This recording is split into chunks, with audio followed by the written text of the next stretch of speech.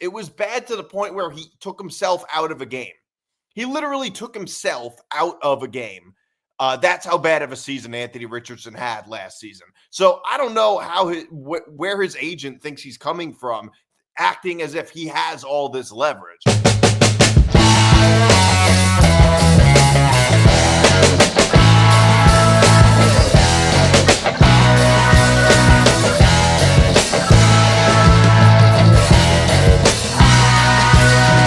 Hey, what's up, everybody? I'm Nick DiMartino, and this is another edition of Moving the Goalposts. I'm riding solo today.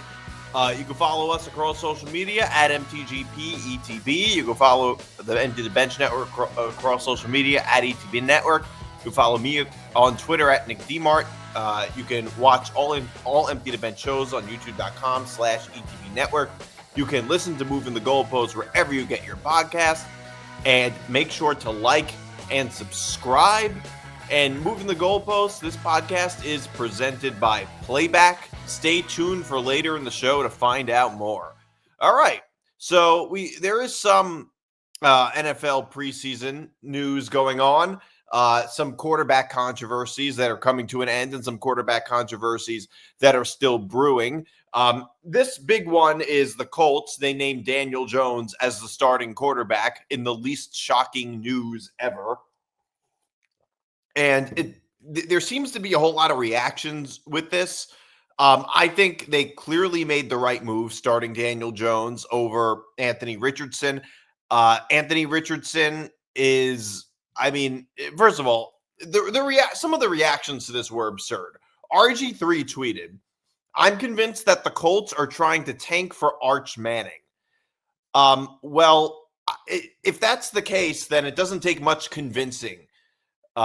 It doesn't take much convincing to convince you of something, RG3, if you think that's the reason why.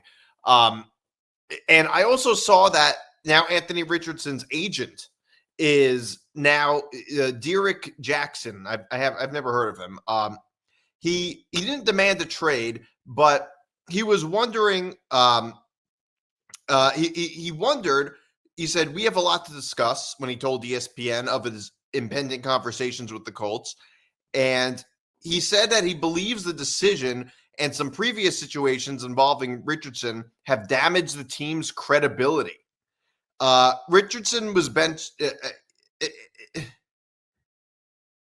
Yeah, that's what he said. He said, "Trust is a big factor, and that is at best questionable right now. Anthony came back and made the improvements in the areas he needed to improve, and by all accounts, he had a great camp." First of all, as an agent, it would make a lot of sense if Anthony Richardson was one of the better quarterbacks in the NFL, not when he was arguably the worst quarterback in the NFL last season. It would make some sense if Anthony Richardson was one of the better players. But Anthony Richardson had a tumultuous season, to put it nicely, last season. It was bad in a number of ways. It was bad to the point where he took himself out of a game. He literally took himself out of a game. That's how bad of a season Anthony Richardson had last season. So I don't know where his agent thinks he's coming from, acting as if he has all this leverage. Now, in terms of I saw another, I saw another tweet from, I forget who it was, where it said something like, here it is, from Sam Block. "Richardson is younger than Shedeur. Richardson is younger than Will Howard. Richardson is younger than Dillon Gabriel. Richardson is younger than Shuck. Richardson is younger than Caleb. Richardson is younger than Bo Nix. Richardson is younger than Penix," and the Colts gave up. You could have just listed them with commas. You don't need to put a new line every time. But no, the Colts didn't give up. The Colts would have given up if they had. And now that is a good point, which I'll get to in a minute. But the Colts didn't give up. They just said, "You're benched for now, and Daniel Jones will be starting in front. And Daniel Jones will be starting ahead of you." That's not giving up. That's just saying you haven't earned the starting spot yet. Giving up would be if they released him. that would be giving up on Anthony Richardson. Now, I don't think we should give up on Anthony Richardson. I don't think we should. I think that Anthony Richardson is only 23, which for a quarterback is very young, and he still has a lot of maturing to do. And he's younger than, and it's his third season in the, it's going to be his third season in the league. And he's younger than a lot of guys who were just drafted. Who, how good would they have been? How good would Tyler Shuck have been, or Caleb Williams, Bo Nix, whoever? How good would they have been if they were in the league? If they came out of college as early as Anthony Richardson did? None of us know. It could also be a situation with just the Colts are a bad situation.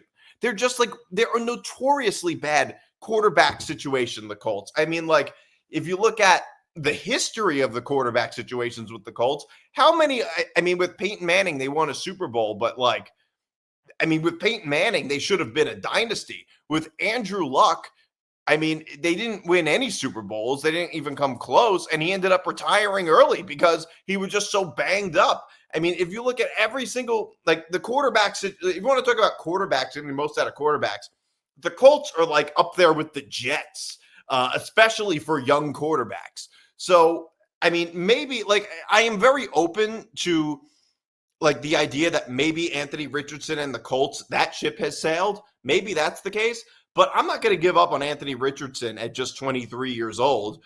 But the Colts aren't, like I said, the Colts aren't giving up on him. They're starting Daniel Jones, and some of these responses are absurd. And as far as Anthony Richardson's agent, first of all, it's bad enough that Anthony Richardson not only had a terrible season, was not a good quarterback last year, he also took himself out of a game at one point because he was tired, which certainly looks bad.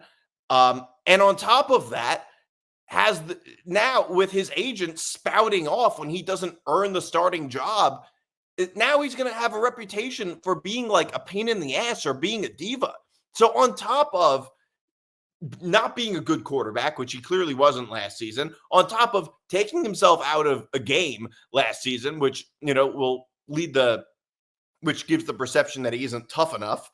On top of those two things, you're also going to create this reputation that he's some type of diva, or if he doesn't earn the starting spot. In terms of what the Colts did, the Colts absolutely made the right choice. The reaction from RG3 to say that or the reaction from his agent as if this is some type of preposterous decision is just crazy. Starting almost anybody over Anthony Richardson isn't really that crazy given how he played last year. It's not like he put up these crazy numbers or anything like that. There's no leg for Anthony Richardson or his agent to even stand on to make these arguments. Tanking for, going back to what RG3 said, tanking for Arch Manning. Arch Manning is 21 years old. We don't even know what kind of season Arch Manning is going to have. We don't know if Arch Manning's going to come out next season. He might stay in Texas another year, and the Colts know that. And there's a really good chance that the Colts won't be bad enough to get the number one pick. So what makes you think that that's what they're doing? What makes you think that that an NFL team like the Colts is going to be tanking, especially in that really easy, especially in a weak division, is going to be tanking before the season even starts? That's just so goofy. That doesn't even make any sense. So no, I'm not giving up on Anthony Richardson, but not giving up on him doesn't mean that he earned the starting spot. And his agent, he's just got to stop. His agent is not doing him any favors. And in terms of them making this decision, I think that was the best thing they could have done for Anthony Richardson. I really do, because I that really is the best thing they could have done for him, because he's just not ready. It seems like he's just not ready, or he just really doesn't have it, but at the very least, he's not ready. And you know what? Sometimes quarterbacks learn. Young quarterbacks are better off learning, and rather than just being thrown in there when they're not ready. And also, the situation of Anthony Richardson being brought in if Daniel Jones gets hurt or if Daniel Jones is just bad and they want to bench Daniel Jones, that situation, especially for Anthony Richardson, is a lot better than the other way around. It's a lot better for his confidence for that to happen. Even if he ends up getting benched again anyway, Anthony Richardson being the second string quarterback, being the backup quarterback, then going into the and then being brought in, and then even if he gets benched afterwards, that is a lot better for his confidence than if he's starting again another season and it goes the same way this upcoming season as it did last season, and then he has to get benched for Daniel Jones. Well, which one of those situations is better? I mean, obviously, the latter is a far worse situation for Anthony Richardson and for the Colts than if they just start Daniel Jones. So I just thought it was an easy decision for the Colts. I just thought it was an easy decision. And I think there's always a lot of NFL preseason overreactions. There's always a whole lot of them. I mean, one of them is, one of them is, Shedeur Sanders and Dillon Gabriel. Shedeur Sanders looked pretty good. I'm not going to make too much of it. He's not the starter now anyway, but it was a big deal. Jackson Dart looks good for the Giants. I'm not going to overreact to that either. Now, I think the quarterback controversy for the Giants is different than the quarterback controversy for the Colts because they just drafted Jackson Dart, and Jackson Dart is looking good so far. Now, like I said, I'm not going to freak out over how good he was in the preseason or anything like that, but I think that is much more of a dilemma because, now that Jackson Dart is hot, and I think that's the bet. Like that might be a good idea to start him because he's been playing well. His confidence is high. He has the momentum. I think it would make a lot of sense. I think the Giants probably should start Jackson Dart because he played well. He has the momentum, and that's really while his confidence is still up. I think that's a good time to start Jackson Dart rather than bench him. He gets rusty. And, like Russell Wilson is essentially like a rent-a-player anyway. So I think it would make a lot of sense to start Jackson Dart. And if you ever need to, you always have Russell Wilson and Jameis Winston, who you can put in the game. So to me, I think the Giants probably should start Jackson Dart, but that's like a totally different situation. But I'm still not going to overreact to Jackson Dart in the preseason. It's still the preseason. It's not giving us that much information. It's not giving us much. I also, another big preseason overreaction was this Dillon Gabriel throwing shade at Shedeur Sanders. Now, I didn't think Dillon Gabriel was throwing shade at Shedeur Sanders when he made his "there's entertainers and there's competitors" line. Which I could be wrong. I'm pretty sure that when Dillon Gabriel was at Oregon, Dan Lanning used to use that phrase a lot.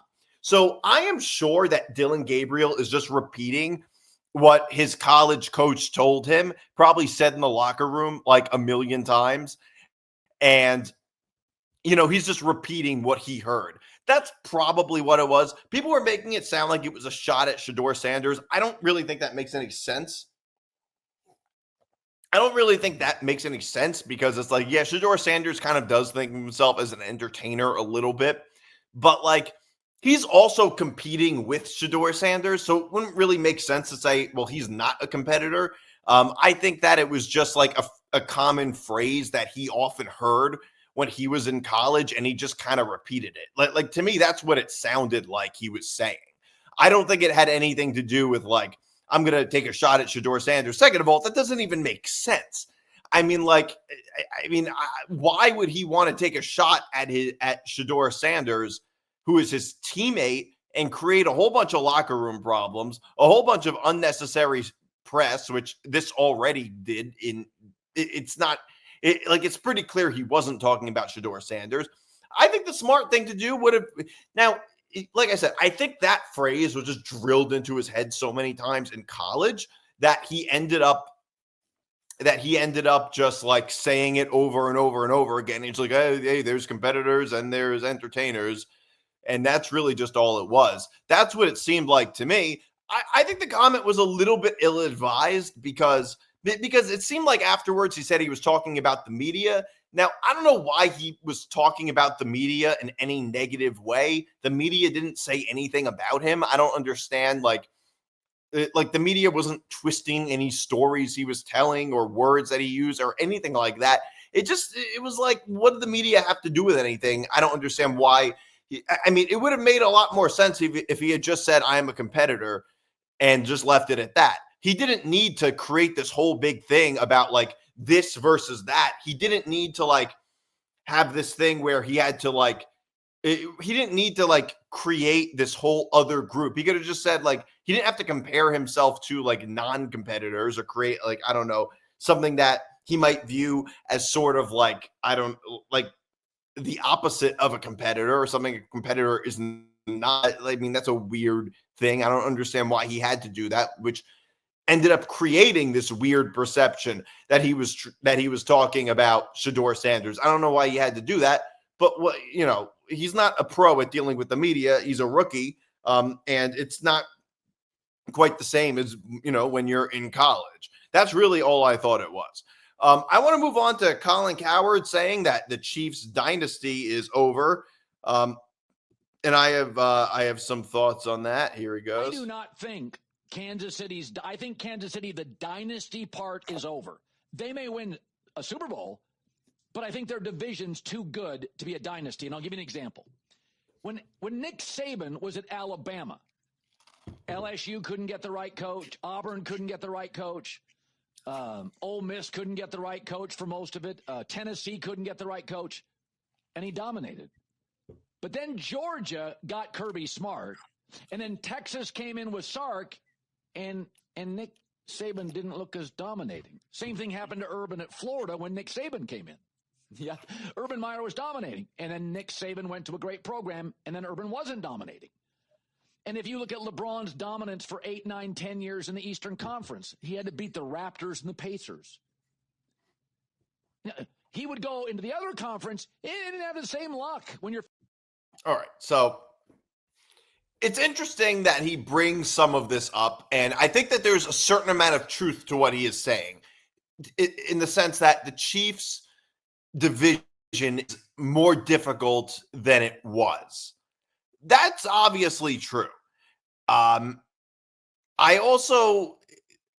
don't know. I mean, it is a little weird that he's bringing up Saban and Alabama because this is this is actually like a very similar argument to the argument that he made about Alabama about 10 years ago when he said that Alabama's dominance was over and then Alabama ended up winning 3 more national championships. And, he was like, he had all like similar types of reasons for why Alabama was going to be less dominant. And then that just didn't end up happening. And to me, look, the idea that because the Chargers and the Broncos are in their division, that means they can't be as dominant. Well, they play in the same conference as the Ravens and the Bills, and they have to get past one of those. They have to get past one of those teams in order to make the Super Bowl. I mean, the Bills or the Ravens are going to stand in their way. So, I mean, like that's a much more difficult competition than the Broncos and Chargers. And second of all, it's like I also feel that like the Broncos and Chargers, they're still like we don't like Justin Herbert has this is developing a reputation for laying an egg in playoff games. The Broncos, I mean, they're an unproven team. I mean, look, the Chargers and Broncos seasons last year, they had good enough records to make the playoffs, but especially the Chargers. I mean, the Chargers crashed and burned at the end. And the Broncos didn't look great towards the end of the year either. They just had good enough records at the end of the season. And, how good are any of these teams going to be? I mean, look, Bo Nix is going to be in his sophomore season, which, there's always lots of sophomore slumps. We keep hearing about that all the time. There's going to be a lot more film on him. We don't really know. Now, like I said, there's a little bit of truth to what he's saying, but I just don't think it matters all that much considering that the Chiefs went 16-1 last season. The Chiefs lost one game because they lost the game on purpose, basically. they lost. Like the Chiefs, the Chiefs win so much, and they figure out how to win so much that it's not like they're barely winning the division. They're killing everybody. The Chiefs, like they're killing everybody. So it is a little weird. It is a little strange to be like, I'm sorry, 15-2. They went 15-2 last season. Which one of those games, the second game that they lost, they basically lost on purpose to the Broncos. And so, they were so far and away able to win these games. It is like they were so dominant in the regular season. I don't really find it. I don't find that argument to be all that convincing that the dynasty is over, because there's going to be a little bit of adversity. And second of all, I noticed that he brought up, like when he brought up Saban, he said, the SEC teams, they couldn't hire the right coaches. That's not true. They hired a lot of good coaches. Gus Malzahn was a really good head coach.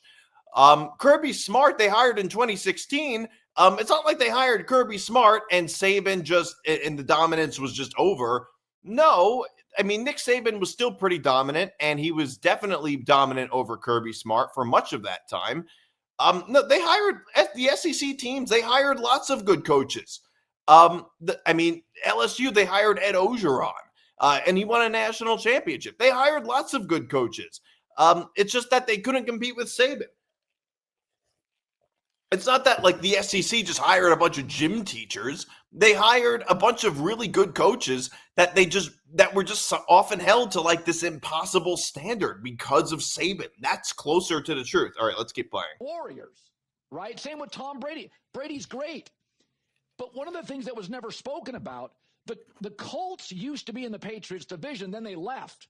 And, he got home field advantage almost every year. Anytime he had to go to Denver, he would lose. He would struggle in Denver. Brady, the greatest ever. Denver. It wasn't the same. But because the Jets and the Dolphins and the Bills for most of his stay were inept, Brady he'd go 5-1 in division or 6-0. And so Brady gets home field in cold weather, huge advantage with the best defensive coach of all time. All you have to do is win a couple of playoff games because they get a bye. Okay, so you tell me, Tom Brady and Bill Belichick with an extra week to prepare at home in Foxborough in their prime. Yeah, it's an advantage. They lost to the Giants twice in Super Bowl. They lost to Philadelphia in a Super Bowl. They weren't nearly as invincible on the other side. But part of what they did is they took advantage of the ineptitude of their division to get home field advantage. And Kansas City deserves all the credit in the world. They've taken advantage of Justin Herbert with bad coaches. They've taken advantage of Denver in a rebuild and the Raiders in a perpetual rebuild. They deserve credit for all of it. But there's never been a division with 4 head coaches that have been to a Super Bowl. I mean, the Raiders now have Tom Brady overseeing it, Pete Carroll, Chip Kelly, and the very competent Geno Smith. Would you be shocked if the Raiders split every series in the division? I would not. And Bo Nix, year 2 with Sean Payton. He made the playoffs as a rookie. I mean, and they got money now. Kansas City doesn't have the money to go buy Hufanga and Greenlaw. Denver does. So, and I'll give Kansas City all the credit in the world. But last year, 5 of their wins in division, all of them one-possession games. Denver's going to be noticeably better. The Raiders are going to be significantly better. And Jim Harbaugh's career, year 2, everywhere he's ever been. Year 1, he changes the culture. Year 2, he changes the personnel. He needs 2 years of drafting, 2 years of free agency. I just saw somebody the other day pick the Chargers to win Super Bowl. I don't know if they will, but they'll be noticeably better than last year when they just had too many weak spots on the O-line, at wide receiver. Okay, that's enough. Okay, I think some of what he's saying there is true, that the Chargers will be better. I think the Chargers will be a little better. I think the Raiders will be a lot better. I think Denver might be a little better, but I'm not really so convinced of it.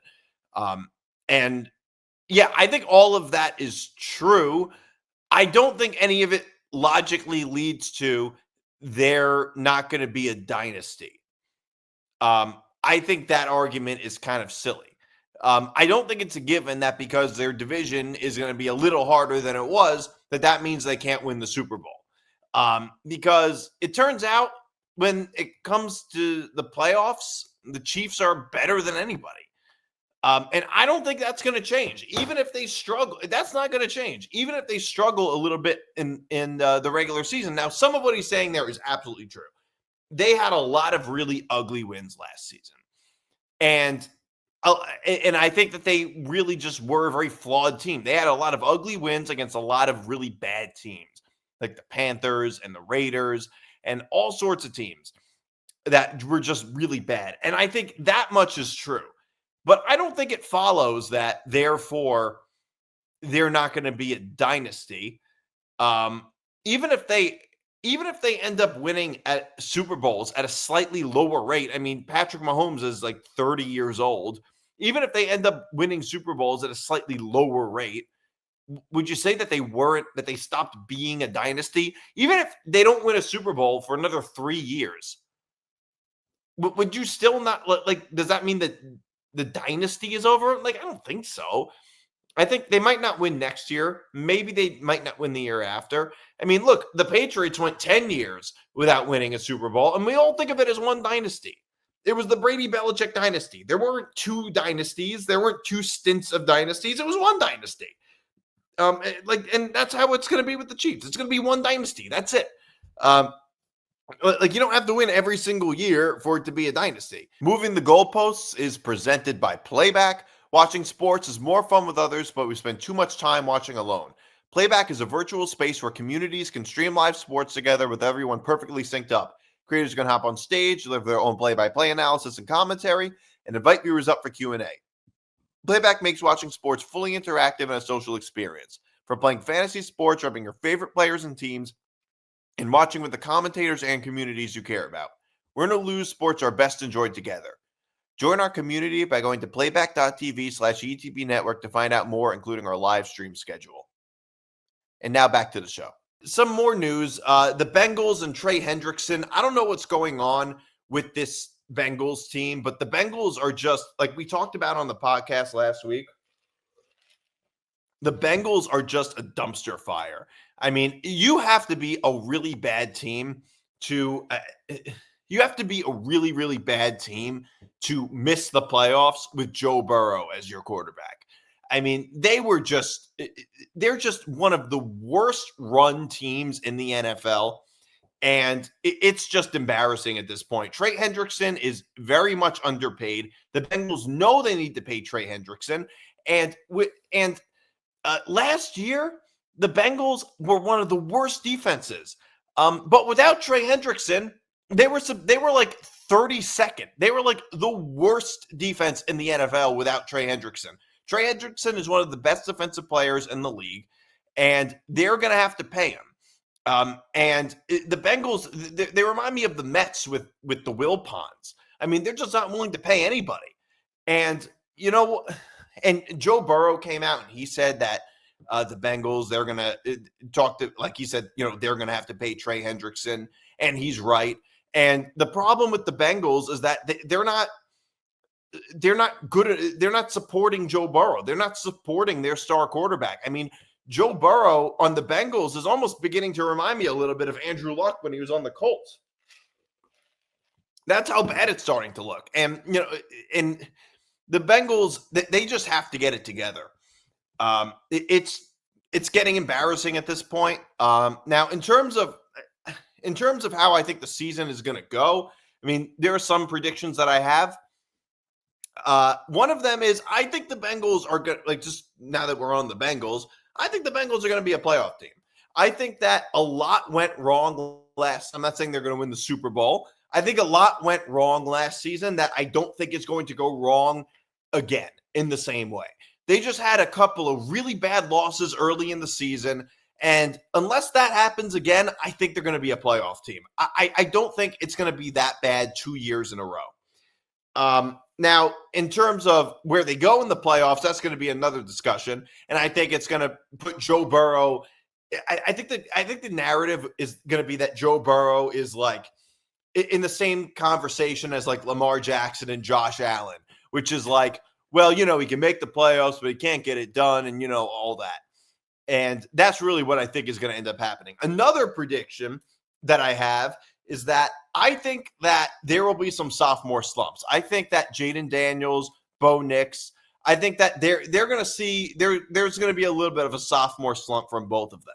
I think that the Commanders are not going to live up to the hype from last season. I think they're going to be a good team. I don't think they're going to go back to the NFC Championship. I think Jaden Daniels will have a little bit of a sophomore slump. Same thing with the Broncos. I think both those teams will be slight disappointments this season. I think that's going to happen.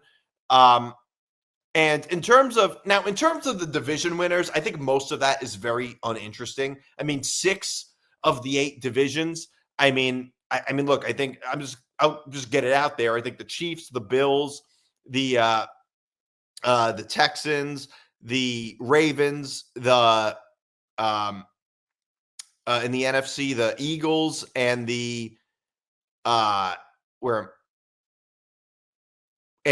Bucks. I think those teams will all win their divisions. I don't think there's a whole lot of discussion with that. I mean, and the South divisions is really just like both those divisions of our AFC and NFC South, both very weak. I think the only 2 interesting divisions in terms of my predict, I mean, maybe the NFC East a little bit between the Cowboys and the Eagles, but so maybe there. But I think the most interesting would be like the NFC West and the NFC North. I still think the Lions are going to win the division. I don't like them as much as I did last year, but I still like the Lions to win the division. Caleb Williams is still going to be going through a lot of growing pains in Chicago, and I don't really have a whole lot of faith in J.J. McCarthy as the quarterback. I mean, the Vikings, like they're just a team that just moves on from quarterbacks so quickly. I mean, I think moving on from Sam Darnold was a really stupid decision from the Vikings. And I think that I think that with Caleb Williams and his growing pains, I think he'll show some promise, but I think there'll be growing pains. The Vikings, I don't have a ton of faith in J.J. McCarthy. And I think that really the NFC North is really going to be between the Packers and the Lions. Now, I don't like the Lions as much as I did last year. I would have told you, by the way, I probably said it on the podcast. I thought the Lions were the best team in the NFL at one point, at many points last season. And I think they're going to be worse this year. I really do. The problem I have with the Packers is that now maybe it can change this upcoming season, but they were really bad in their division. They went like 1-5 in their division last year. They beat the Bears barely. Now, I think they'll be a little better this year. Because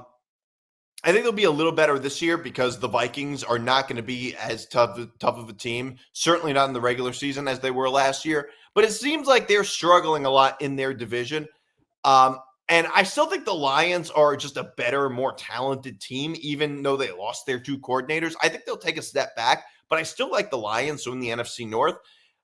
In terms of the NFC West, I like the Rams. I really do like the Rams over. I mean, I think maybe the Niners can give them a little bit of run for their money, but I still like the Rams to win the division.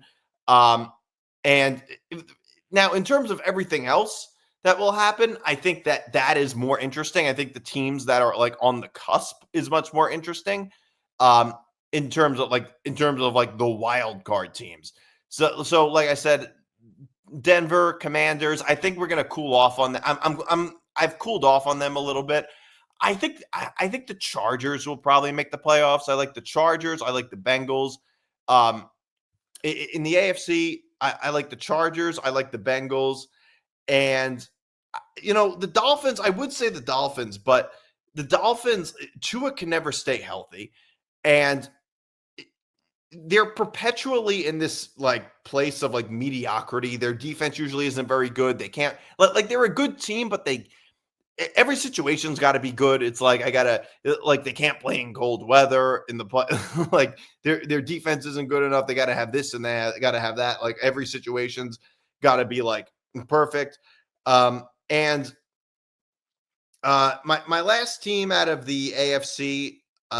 Yeah, so I said I like the Bengals, I like the Bills, and I'm sorry, I'm sorry. I said I like the Bengals, I like the Chargers, And I think my last team coming out of I guess I would, in terms of the wild card teams, I, I guess I would probably go with Denver again.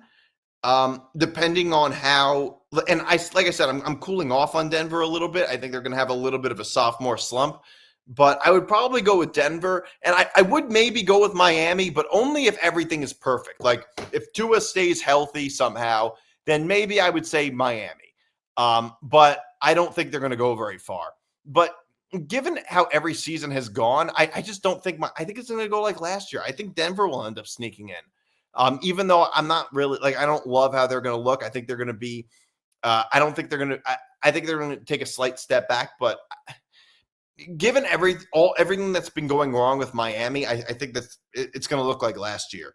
And then in the NFC for the wild card teams, I like the Packers, I like the Niners, and I like Dallas. I think the Commanders are going to miss out in the playoffs.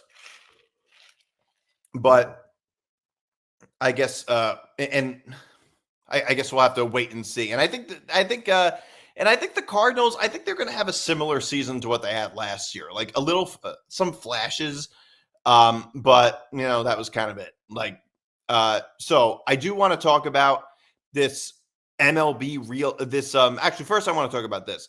This Brandon Tierney on WFAN is under fire for what he said about Juan Soto.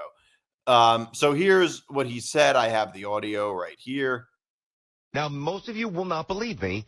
If you gave me a chance to put him on the Yankees right now for the contract he signed with the Mets or the contract that the Yankees offered, my answer would be now and will be forever. I'm good. Pass. I think he's great for the Mets. I think you got him at the right time. I think you needed that for all the things Sal and I talked about, perception, blah, blah, blah.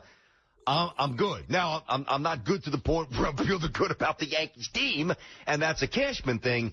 But 15 years of this, honestly, I don't. Does he look 26? Does he? No, I'm being honest. Are you doing the old Albert Pujols? I shouldn't even start this. He's just going to get me in trouble. But does he look 20? When you're 26, you still have a youthful glow. Does he look 26? Yeah, but he's been in baseball for like 7+ years. So I got to give him a little bit more of a. Well, so remember when he came in, he looked a little bit more of a baby face. Now he's grown into his own. Okay. I got it, and I can't prove it. But listen, in my own mind, while I don't know for sure, I think that there's a good chance. I'm thinking this whole deeper. I think that there's a good chance he's not 26. I'll say it. Whatever. I won't lie. I'm sure that there's plenty of baseball players that their ages are different. Agreed. But we're talking about this one. And all right, so that's what he said. And he's under fire for these Juan Soto comments. I do want to point out that, he's not the first, and he's being criticized a lot for this. I want to point out he's not the first person to talk about this. People have been talking about Juan Soto's age ever since before he even signed the contract with the Mets. That's how long people have been talking about it. So it's not like he's the first person to bring it up, erroneously or anything like that. I mean, the reasons for why he doesn't think he's 26 is just that he looks old, which doesn't really mean anything. Not all 26-year-olds have a youthful glow. I mean, obviously, you see a lot of 26-year-olds that don't have a youthful glow. You just don't know that they're 26. That's not everybody ages well. That's just kind of genetics. I mean, some people. I mean, there's 23-year-olds that look 17. You don't really know. And there's 26-year-olds, 28-year-olds that might look 40. It's everybody ages at different rates. And so it's kind of hard for him to say that, 26-year-olds have a youthful glow. No, a lot of people without youthful glows are 26. You just don't know that they're 26. I mean, now in terms of baseball players faking their age, that is nothing new. That is nothing new. I mean, if you're born in a third world country, it's probably not that difficult to fake a birth certificate. I mean, it's a lot harder for Americans to do it. So to me, that could happen. I just think his reasoning for it is kind of silly. And now it's only an issue because he's struggling with the Mets, and the Mets are although they've won 3 in a row, the Mets have been struggling. So now it's an issue. Juan Soto's age is an issue. It wasn't an issue all of last season when he was with the Yankees, but it's an issue now that he's with the Mets. So I mean, I don't know. I don't make too much of this, but I just think it's kind of silly that it's just an issue now when it wasn't an issue before. And there is this news story that I saw where with MLB realignment, changing around all the divisions where the Mets, the Yankees, the Red Sox, and the Phillies will all be in one division, which, by the way, will be like the SEC of baseball. And then there'll be a South division with, and by the way, this would create conferences like an East and a West conference like they do in basketball and hockey, rather than the American League and National League. And there will be, and in the South Conference, there will be the Braves, the Marlins, the Rays, I think the Southeast Division, they'd call it, and an expansion team in Nashville. So you're taking, so look at the disparity in those divisions. I mean, the Braves aren't a good team this year, but they're frequently a good team. So you would have like the Mets, the Phillies, the Yankees, and the Red Sox all in one division, and then the Braves in a division with the Rays, the Marlins, and an expansion team. That seems a little bit absurd. That seems a little bit uneven. I don't know how anybody can possibly think this is a good idea. To me, I think this seems like what, was this to me seemed a little bit like a feeler. It seemed like Rob Manfred was just putting this out to see, like what politicians do sometimes, to see how the public reacts to it. And I think everybody is saying this is ridiculous because it doesn't benefit the league or the game in any way. I mean, the pitch clock sped up the game a little bit. So that was kind of a lot of the changes they've made, a lot of the changes in baseball have been good in a lot of ways. Like, like things like the pitch clock, which sped the game up a little bit. And I think that's a good thing. I think the DH is a good thing. Like having the DH throughout the league has helped the league a lot. So some changes I think are good. I mean, I'm still not the biggest fan of the ghost runner and extra innings, but I see the justification in it. But doing what does this do? This is just changing the game. It would be like, it would end up here's what it would be. It would be like the college football conference realignment, but in baseball. That's what this would look like. It's like, okay, now we don't have a Pac-12 anymore. I mean, we do have a Pac-12, but they're like the Mountain West, basically. They're no longer a Power 5 conference. Now we have a Power 4 now we have Power 4 conferences. We don't have Power 5 conferences. It's just Power 4. We have Oregon and USC and UCLA and Washington and the Big Ten, Stanford and the ACC, and all this weird stuff that you could never have possibly imagined just like 5 years ago. And I mean, that's just the recent conference realignment, let alone the one that happened in 2012, I think it was. And that's what it would look like in baseball. It would just be changing the game in a way where it would be unrecognizable. It would be to me, baseball without an American League and a National League is unrecognizable. That's just a different, and to me, I don't know, I've always thought of the AL and NL as very separate things. Not like in football, the AFC and NFC, I think are there's a much more of a blurred distinction between them. But in baseball, there's a clear difference between the NL and the AL. That's how I always felt. There's a clear distinction. And I want that to remain. I want there to be an American League and a National League. But this, why do we even need all these expansion teams? Sure, maybe if there's a city somewhere that should have an expansion team, I would say Nashville will be one of the first choices. But why do we need to do all of this? It's just silly. I don't think anybody could possibly think this is a good idea. And moving on to college football, I did see this thing where the Big Ten is putting out this idea of a 28-team college football playoff. I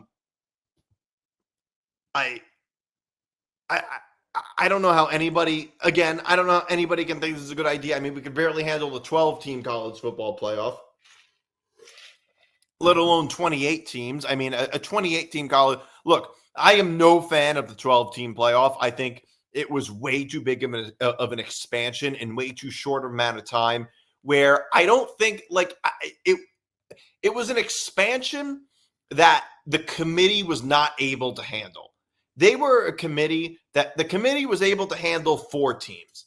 And going from 4 teams to 6 teams or to 8 teams, you can adjust to that. Going from 4 teams to 12 teams is just way different. It was way too much of a difference. It was way too big of a jump to go from 4 teams to 12 teams. 28 teams, I mean, how about we handle 12 teams first after one season?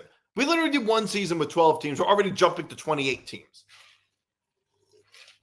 I don't think that more is always better. I think that more than 4 is better than, I'm not saying 4 was the right number, but more is not always better. More teams in the playoff is not always better. And I think that, I feel that way about the 12-team playoff. I sure as hell feel that way if there's a 28-team playoff. I mean, I don't know how many teams would have made the playoffs last year, but it would have been it really would have been a joke if we had a 28-team playoff last year, or almost any year. Now, there are some years when we had a 4-team playoff where I think we were robbed of some really good matchups that could have happened. Like, in 2016 with Penn State and USC, I think they could have been, they could have competed in the playoffs, and that would have been a good matchup, for example, or maybe even Wisconsin and Oklahoma that year, whatever the case may be. All sorts of examples. I'm just picking that one out of a hat. But a 28-team playoff,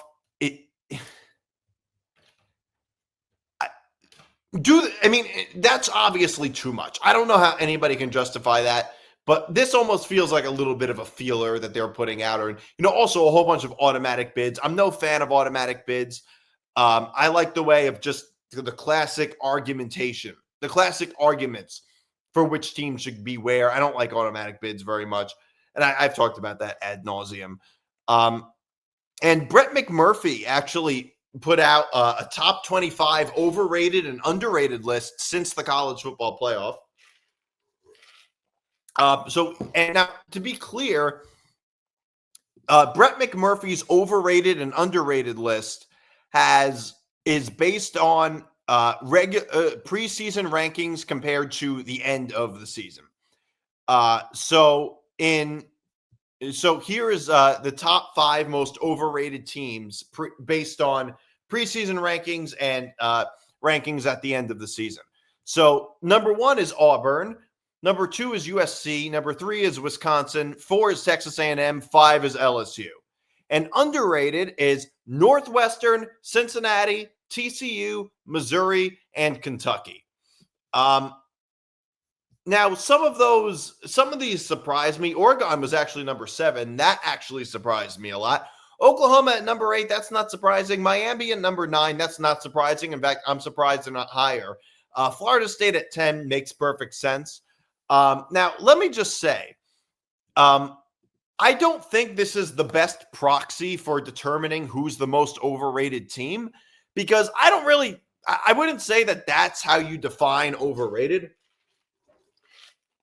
I mean, this is more comparable to like draft prospects being projected to be much better than they ended up being. Like, I wouldn't consider Hashim Thabit or Jamarcus Russell or Ryan Leaf or these or Greg Oden or whoever. I wouldn't consider them to be overrated. They weren't overrated. They were just not as good as they were expected to be when they got to the pros. That's all it was. They weren't overrated. They were just busts. I think that's a more accurate description of what it is because the thing is, who's the most overrated and underrated is really just a matter of opinion. It's not a matter of mathematical equation. You can't mathematically determine who the most overrated and underrated teams are. It's really just judgment. And really kind of just a matter of opinion. And I don't really think this is that good of a proxy for who the most overrated teams are. Now, it is true that a lot of teams that are ranked higher in the preseason rankings, like this equation makes it more likely that those teams are overrated. In other words, teams that are ranked highly in the preseason and then drop in the regular season. Okay, yeah, a lot of those teams are overrated. There's a good chance they are overrated. But that's not really what makes a team overrated. And in reality, and by the way, if you look at the teams that are underrated on this list, it's not really teams that are all that underrated. It's teams that are really okay that played weak schedules, in weak conferences. Many of them not even Power 5 teams, and almost none of them in the SEC or a few of them in the Big Ten. A few of them in the SEC, but not that many of them. But mostly in weaker conferences that really aren't all that good. They just kind of played weak schedules, like Indiana. And by the way, a lot of these numbers are a little bit, it's not totally accurate because, first of all, a lot of times injuries have to do with teams dropping in the preseason, from the preseason rankings to, at the end of the season. I mean, if you look at a team like, say, Florida State in 2017, they were I don't remember where they were in the AP, but they were ranked very high. Certainly a top 25 team. And then they dropped, they were unranked, and they did not have a good year that.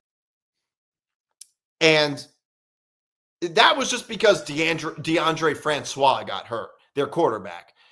So that's not a team being overrated. That's just circumstances changing. Like the AP top 25 projections, they don't take that into account. They can't predict the future. If a quarterback gets hurt, well, that can change the whole season. So, injuries have to do with that too. It was a similar thing with Alabama in the 2019-2020 season when Alabama, they were they would have been a playoff team. They were right up there with LSU. They lost to LSU at home that year. I'm sure the Joe Burrow LSU team would have beaten them, but they were right up there with Ohio State and Clemson that year. But the problem is Tua has gotten hurt, something that hasn't really changed all that much. Tua got hurt, and as a result, they dropped all the way down to I think it was 15 or something like that at the end of the season. And that's why Alabama's on this. I mean, if you look at this list, it's they got Clemson, they got Alabama. I mean, Oklahoma, I think that makes sense because there were some seasons when Oklahoma was expected to be way better than they were. I think last season might even be a good example of that.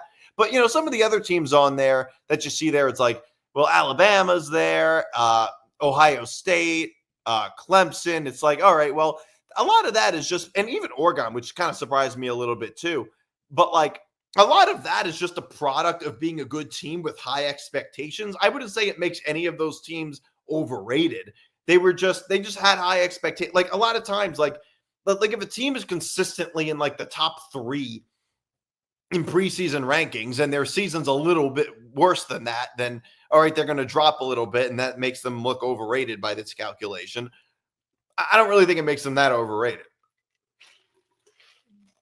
I think that a team that is the teams that are really truly overrated, I think usually fit one or two descriptions.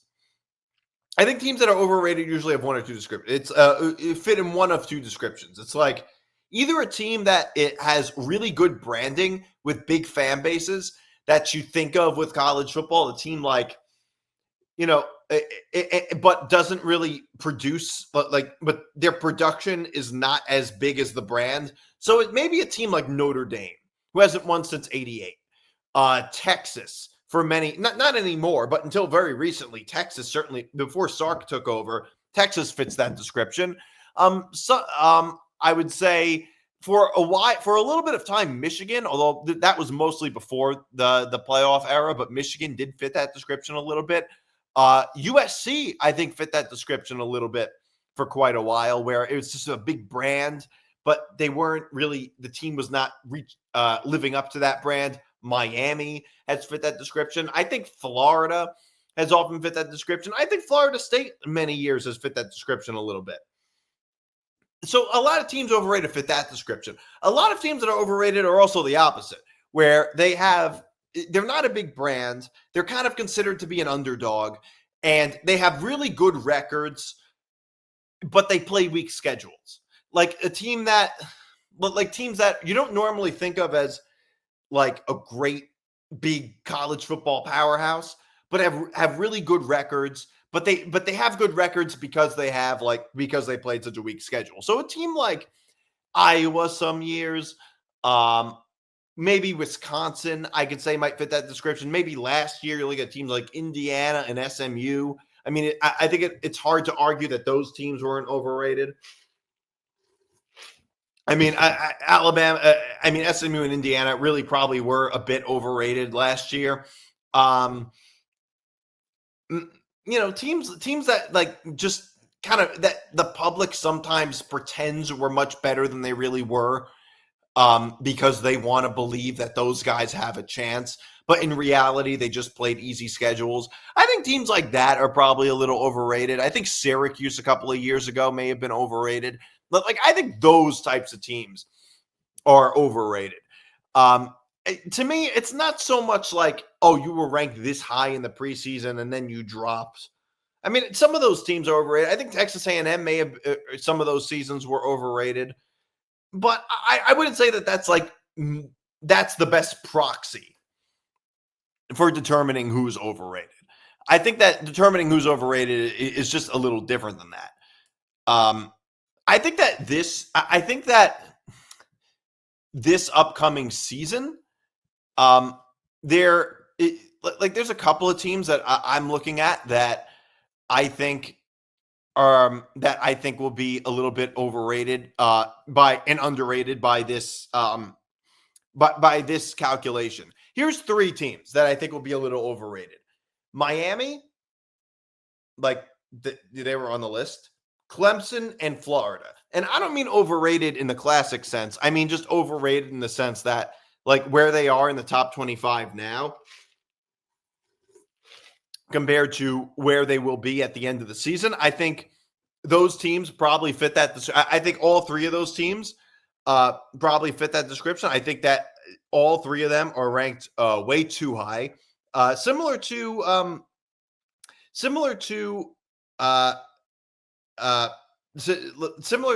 Miami last season, I think will fit that description. Miami is ranked 10 this year. I think they're going to drop way below that. Clemson is 4, and Florida is 15. I don't think Florida is all that overrated. It's just that they play in the SEC. They play a difficult schedule, and they're just kind of a mediocre team.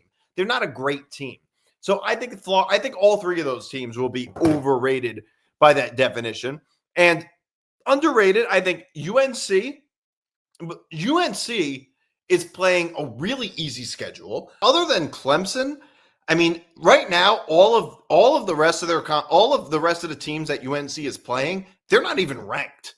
The rest of the teams that they're playing. I mean, I'm not saying they're going to win all those games, but their first game is against TCU. Then they're playing Charlotte and then Richmond and UCF. I mean, they could easily win all 4 of those games. They can. Clemson, that's going to be tough. They're probably going to lose to Clemson. But then, the rest of their schedule, they can end up going 9-3, 10-2. I mean, UNC might end up being ranked. So UNC, I like to be underrated. I think USC, believe it or not, I think will have a little bit of a bounce back season. I can definitely see UNC having a little bit of a bounce back season. And finally, I think Utah might end up being underrated just because they're playing in the Big 12, and I could really see them look, the Big 12 is just wide open. I could see Utah or really anybody coming out of that conference. So I really look, it's really hard to say. Nobody really knows what's going to happen in college football year to year, but those are the teams I think that are going to be overrated and underrated by that definition. So that's the show this week. I'm Nick DiMartino. I'll be back next week for another edition of Moving the Goalpost. You can follow me on Twitter at Nick DiMart. You can follow the show at MTGPETB. And you can follow the Empty the Bench Network across social media at ETB Network. And you can watch all Empty the Bench shows on youtube.com/ETB Network. And you can listen to Moving the Goalpost wherever you get your podcasts. And make sure to like and subscribe. So see you guys next week.